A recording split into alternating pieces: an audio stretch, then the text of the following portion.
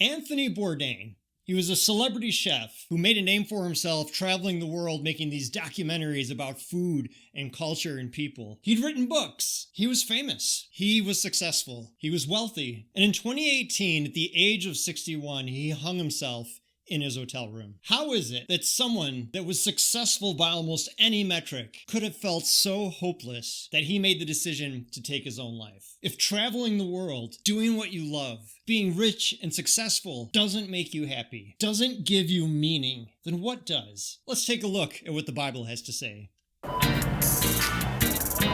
Attention, bargain shoppers. So the first point I want to make to you today is that we chase things that do not fill us. There's this part of the human condition where many of us feel incomplete inside. There's an emptiness that we carry around with us. And there are things that could numb us or distract us. Alcohol comes to mind, prescription drugs, things like that. But more often than not, we do this through pursuits. You want to find that right person. And then after you find that person, you're good for a little bit, but then you start feeling it again. So you're like, well, now we got to have a kid. And then we got to have 2 kids. And then we got to get that bigger house and the nicer car and the better job. And there's nothing inherently wrong with any of that stuff. But there is a treadmill that we're on, and we keep thinking these things are going to satisfy us, but they don't. Sometimes we can even get obsessive. If I only had that job, if I only had that person in my life, if I only had that validation that I'm looking for, or if I was wealthy, or if I was a better parent. How many of us are constantly running around? And then when we're by ourselves, we immediately put on music or a podcast or the TV, anything so that we don't have to be alone with our own thoughts. That nagging emptiness inside, that feeling that we're not content, that feeling of meaninglessness. So you have this emptiness inside and you're pursuing things. You're going after that $1 million. Well, let's say you get your first million, then what? And you got to get your second million. It's just more. King Solomon followed this same path and he took it all the way to the end. He was a king, he was wealthy, he had servants, he had women, he had anything that he could ever want. And he wrote the book of Ecclesiastes at the end of his life, looking back. And this is what he says. I undertook great projects. I built houses for myself and planted vineyards. I made gardens and parks and planted all kinds of fruit trees in them. I made reservoirs to water groves of flourishing trees. I bought male and female slaves and had other slaves who were born in my house. I also owned more herds and flocks than anyone in Jerusalem before me. I amassed silver and gold for myself, and the treasure of kings and provinces. I acquired male and female singers, a harem as well, the delights of a man's heart. I became greater by far than anyone in Jerusalem before me. Solomon accomplished about as much as anybody could in their lifetime. And what did he have to say when it was all said and done? He said it was meaningless. The Hebrew word here is hebel, which is more akin to vapor or breath. He said it's all smoke and mirrors, like a fart in the wind. Now, you may not have accomplished as many things as Solomon had, but think about the things that you have done with your life. Think about your previous accomplishments. I remember when I was younger, I had this feeling that I would never be able to own a home. It just seemed so out there to me. So far out of my reach. And now I do own a home. But do I wake up every day and be like, wow,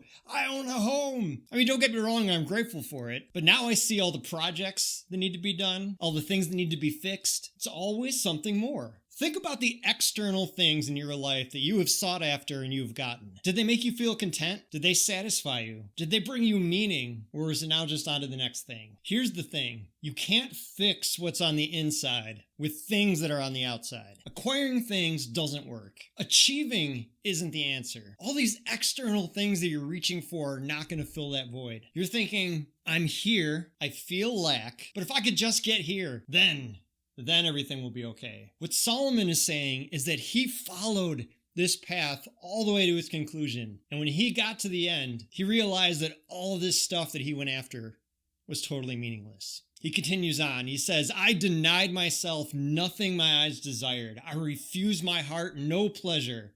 My heart took delight in all my labor, and this was the reward for all my toil. Yet when I surveyed all that my hands had done and what I had toiled to achieve, everything was meaningless, a chasing after the wind. Chasing those things is not the solution. You're just chasing wind. So what is the solution? Some people give up. I'm never going to be able to achieve these things. I'm never going to find that right person. I'm never going to qualify for that job. I'm never going to be happy. But God doesn't want you to give up. He wants you to have an abundant life, a fulfilling life, full of meaning. So what exactly is the answer then? Well, Solomon spends a good chunk of the book explaining what doesn't work. And then at the end, he reflects on what does. So I'm going to summarize 3 key points that I think Solomon is trying to tell us about life. Number 1, love what you do. In Ecclesiastes 8:15, Solomon says, "So I commend the enjoyment of life, because there is nothing better for a person under the sun than to eat and drink and be glad. Then joy will accompany them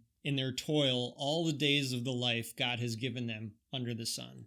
And that's interesting, isn't it? If you look at it, he says, be glad, and then joy will accompany them. How many of you think your joy is circumstantial? Something good happens, you're happy for a bit. Something bad happens and you're sad for a bit. Solomon says, no, you wake up and you choose to be glad. You choose to take enjoyment in what you do. You choose to be glad and joy will follow. If you're able to work a job that you love, that's awesome. But for some of us, we just need to pay the bills, and that's okay. But your job is not all that you do. You're a mother or a father. You're a coach. You're a mentor or a small business owner or an artist or an athlete or someone who loves movies or someone who loves going out to eat, hanging out with friends. Solomon says, enjoy this present moment, what you're doing and who you're doing it with. I've heard it said that anxiety lives in the future and depression lives in the past. I think if you were to take it one step further, Solomon would say enjoyment lives in the present. Number 2, key takeaway, have drive without ambition. Ambition is going to rob your joy, but you do need to work hard. You just need to put the work in without being tied to the outcome. It's about shedding that anxiety mindset. I gotta have it. This is the thing I'm setting my sights on. I need it to be mine. You can work your butt off and still get passed over for that promotion. You can say all the right things and not get the girl. You can't tie yourself to outcomes, but you need to put in the work. Solomon talks about planting seeds, shipping your grain across the ocean, making wise investments. He says if the axe is dull and its edge unsharpened, more strength is needed, but skill will bring success. Be skillful. Develop yourself,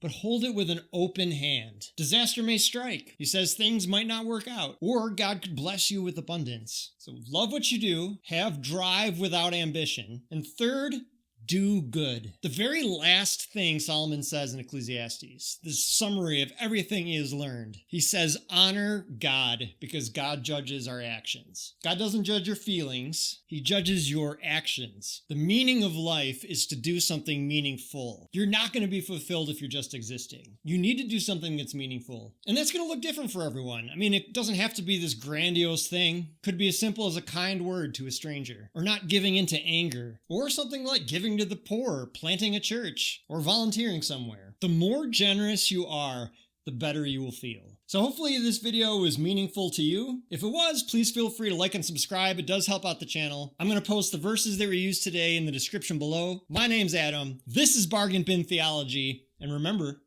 you get what you pay for.